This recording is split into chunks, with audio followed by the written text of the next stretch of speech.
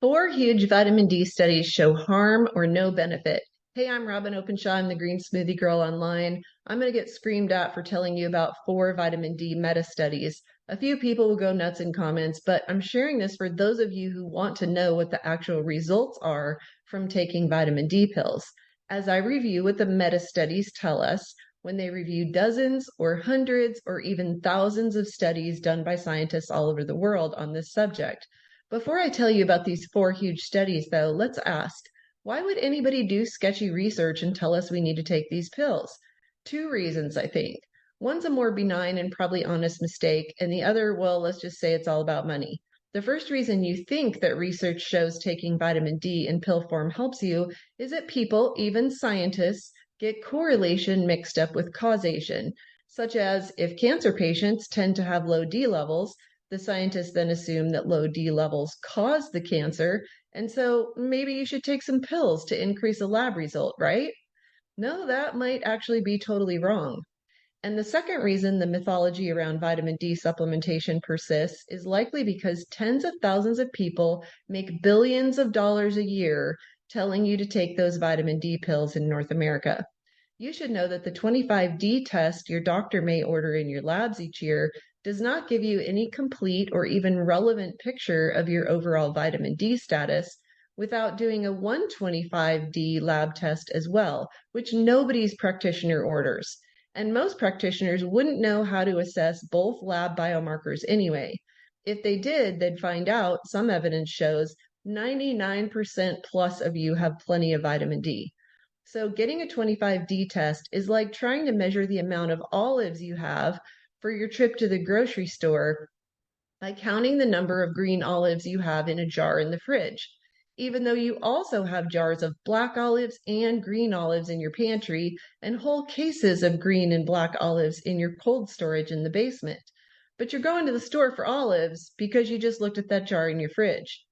The two compounds found in vitamin D pills are identical to the active ingredient in rat poison, which kills a small animal in a week or so due to rapid depletion of the calcium channels in the rat. It will also make your dog or cat very sick if she eats the rat poison. Probably due to all the public awareness, now rat poison is made sometimes with cholecalciferol, or what you may call vitamin D, but also sometimes they're now using warfarin, another drug humans are prescribed against blood clotting. Either way, the pellets kill the rat and they'll make your dog or cat very sick if they eat it. I know there are meta studies showing positive health states correlated with higher vitamin D status, but they aren't related to actually taking those pills.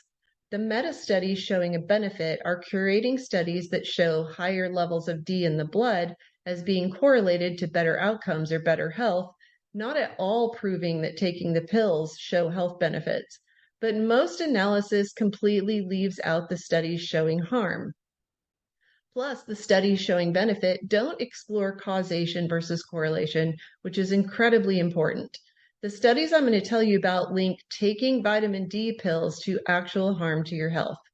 Now, I'm sure some people will scream at me because if they took or take vitamin D, then they want that to be a good thing. But where have we seen this before? Where our friends who got a pharmaceutical product don't want to hear about it because their doctor told them to take it when it turns out that product was devastatingly harmful. I don't have some product to sell you instead. I do not believe, after my extensive research, that vitamin D is obtained from a pharmaceutical product or a pill bottle. The conclusion of my research is that it appears that 99% plus of us have plenty of natural vitamin D our bodies make from just ordinary sun exposure. You don't need a lot. I believe that the narrative about mass deficiency is false, and I believe that you don't have to be obsessive about sunbathing to get enough of it. All that from the actual evidence, not just me making it up. Further, I believe that it's contradictory to logic and nature and the evidence to think that you have to have a pharmaceutical product made from the grease of sheep's wool to have optimal levels of vitamin D, or the very powerful corticosteroid hormone your body makes and uses. I'm about to tell you about the four meta studies, but be sure to also check out my sources for not just these four meta studies, but also regarding how cholecalciferol is made, regarding what the rat poison is made out of, regarding what happens to your pet if she eats cholecalciferol. So let's go through these 4 studies that surveyed dozens or hundreds or thousands of published studies on what the effect is of taking vitamin D pills. While many people who believe taking this supplement, which is actually a drug, has positive evidence behind it, I found in PubMed, number 1, a review of 22 breast cancer studies showing higher breast cancer incidence in those who take vitamin D supplements and those who have higher overall vitamin D status. Number 2, a review of 3,930 studies showing no difference for bone fractures for people taking vitamin D. Weren't we supposed to take vitamin D for strong bones?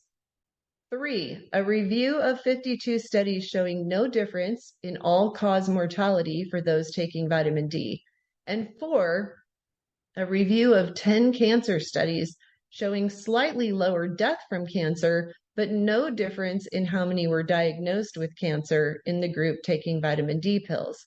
If you can dispute any of this, please show me the study that actually investigates vitamin D levels as causative rather than correlated to any disease state. I really want to see a meta-study that taking the pills prevents any disease whatsoever.